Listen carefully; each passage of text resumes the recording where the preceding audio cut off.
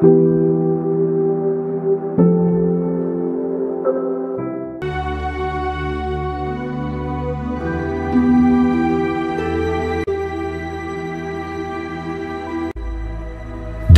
firman Tuhan kepada Yunus demikian.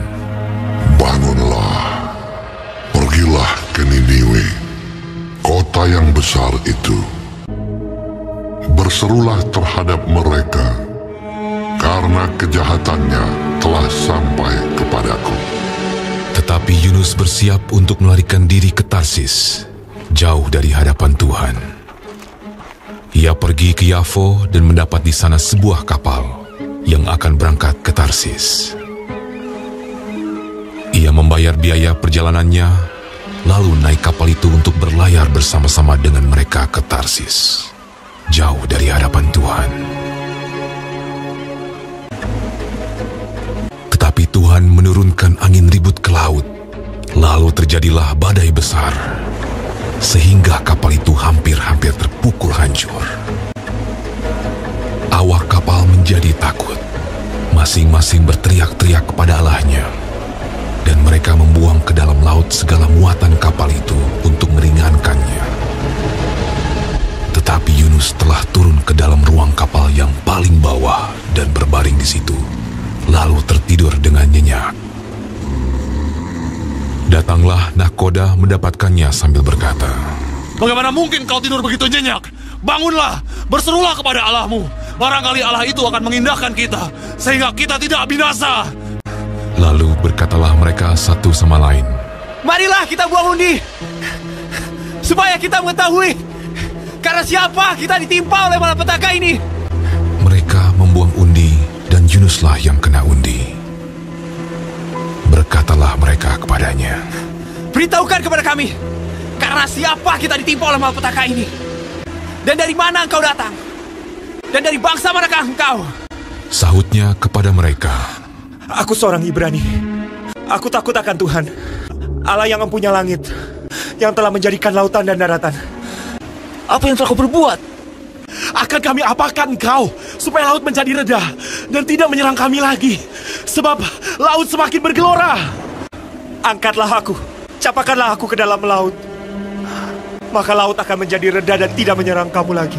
Sebab aku tahu bahwa karena akulah badai besar ini menyerang kamu." Lalu berdayunglah orang-orang itu dengan sekuat tenaga untuk membawa kapal itu kembali ke darat. Tetapi mereka tidak sanggup, sebab laut semakin bergelora menyerang mereka.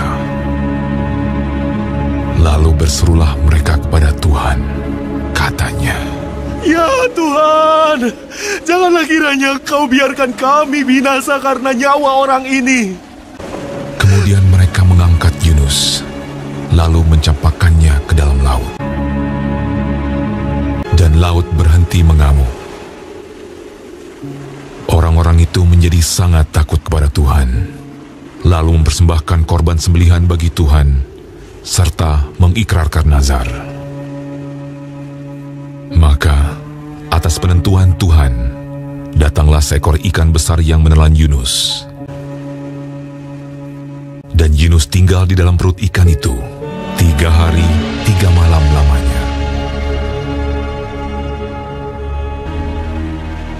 Dari dalam perut ikan itu, berdoalah Yunus kepada Tuhan, Allahnya. "Dalam kesusahanku, aku berseru kepada Tuhan, dan Ia menjawab aku. Dari tengah-tengah dunia orang mati aku berteriak, dan Kau dengarkan suaraku.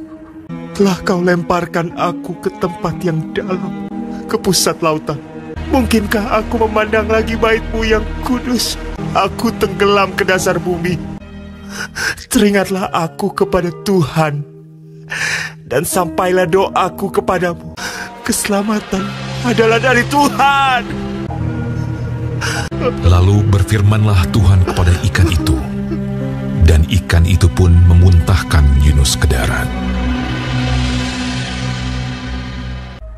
Datanglah firman Tuhan kepada Yunus untuk kedua kalinya. Demikian, "Bangunlah, pergilah ke Niniwe, kota yang besar itu, dan sampaikanlah kepadanya seruan yang kufirmankan kepadamu. Bersiaplah Yunus, lalu pergi ke Niniwe, sesuai dengan firman Allah. Niniwe adalah sebuah kota yang mengagumkan besarnya, 3 hari perjalanan luasnya.